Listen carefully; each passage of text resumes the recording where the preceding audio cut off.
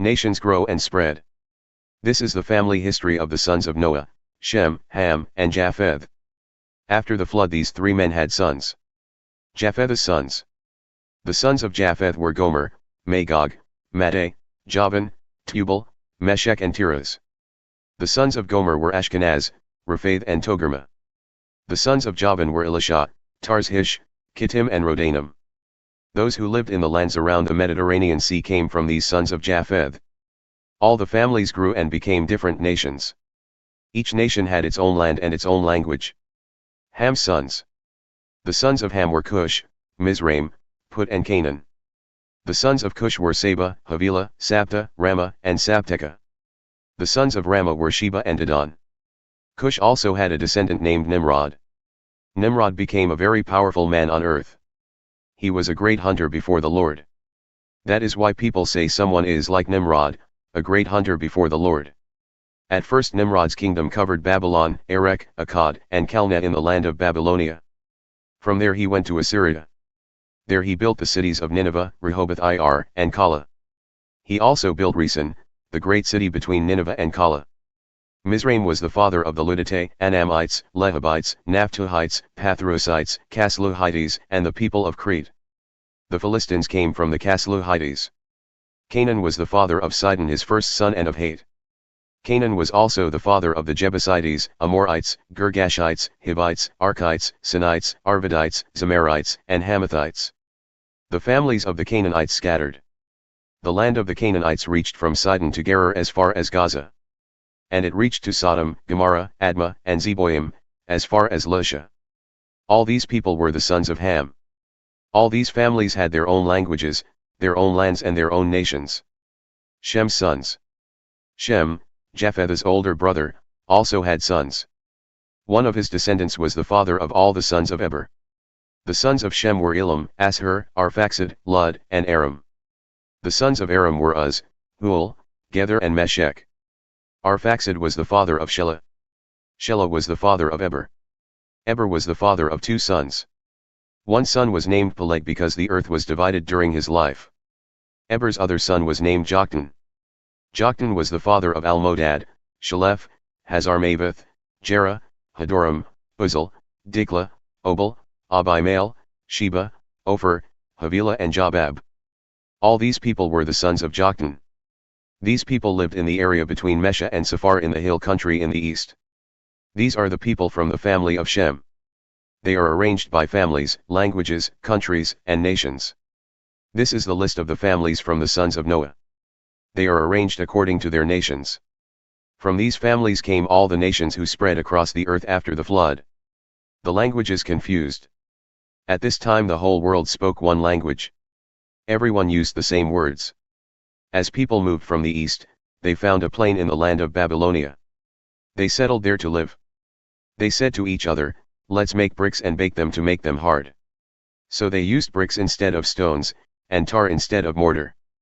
Then they said to each other, "Let's build for ourselves a city and a tower. And let's make the top of the tower reach high into the sky. We will become famous. If we do this, we will not be scattered over all the earth." The Lord came down to see the city and the tower that the people had built. The Lord said, "Now, these people are united. They all speak the same language. This is only the beginning of what they will do. They will be able to do anything they want. Come, let us go down and confuse their language. Then they will not be able to understand each other." So the Lord scattered them from there over all the earth. And they stopped building the city. That is where the Lord confused the language of the whole world. So the place is called Babel. So the Lord caused them to spread out from there over all the whole world. The story of Shem's family. This is the family history of Shem. 2 years after the flood, when Shem was 100 years old, his son Arphaxad was born. After that, Shem lived 500 years and had other sons and daughters. When Arphaxad was 35 years old, his son Shelah was born. After that, Arphaxad lived 403 years and had other sons and daughters. When Shelah was 30 years old, his son Eber was born. After that, Shelah lived 403 years and had other sons and daughters.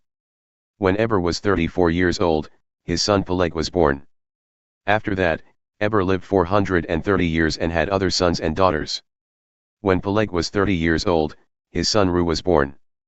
After that, Peleg lived 209 years and had other sons and daughters. When Ru was 32 years old, his son Serug was born. After that, Ru lived 207 years and had other sons and daughters. When Serug was 30 years old, his son Nahor was born. After that, Serug lived 200 years and had other sons and daughters. When Nahor was 29 years old, his son Terah was born. After that, Nahor lived 119 years and had other sons and daughters. After Terah was 70 years old, his sons Abram, Nahor, and Haran were born.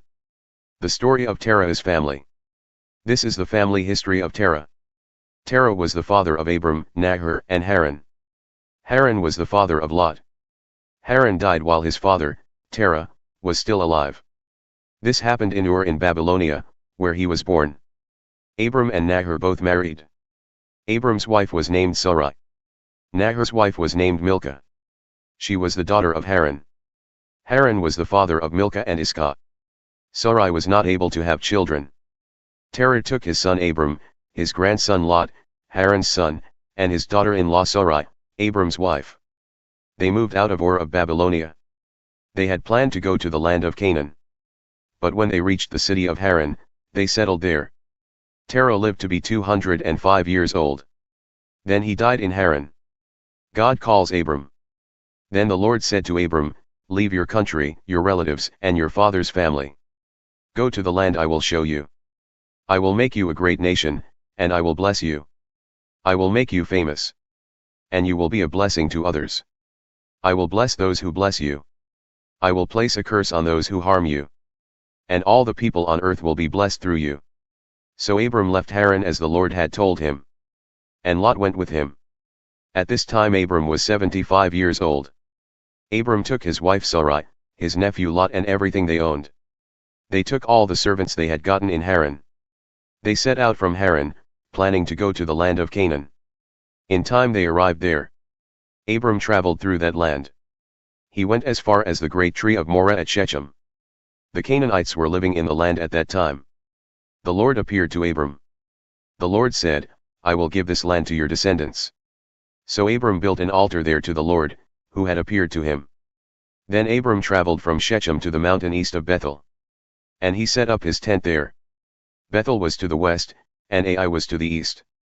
There Abram built another altar to the Lord and worshipped him. After this, he traveled on toward southern Canaan.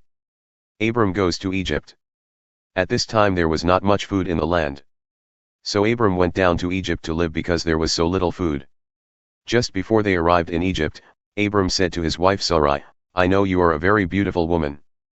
When the Egyptians see you, they will say, 'This woman is his wife.' Then they will kill me but let you live. Tell them you are my sister. Then things will go well with me. And I may be allowed to live because of you." So Abram went into Egypt. The people of Egypt saw that Sarai was very beautiful. Some of the Egyptian officers saw her also. They told the king of Egypt how beautiful she was. They took her to the king's palace. The king was kind to Abram because he thought Abram was Sarai's brother. He gave Abram sheep, cattle, and male and female donkeys. Abram also was given male and female servants and camels. But the Lord sent terrible diseases on the king and all the people in his house. This was because of Abram's wife Sarai. So the king sent for Abram. The king said, "What have you done to me? Why didn't you tell me Sarai was your wife? Why did you say, 'She is my sister'? I made her my wife. But now here is your wife. Take her and leave." Then the king commanded his men to make Abram leave Egypt. So Abram and his wife left with everything they owned.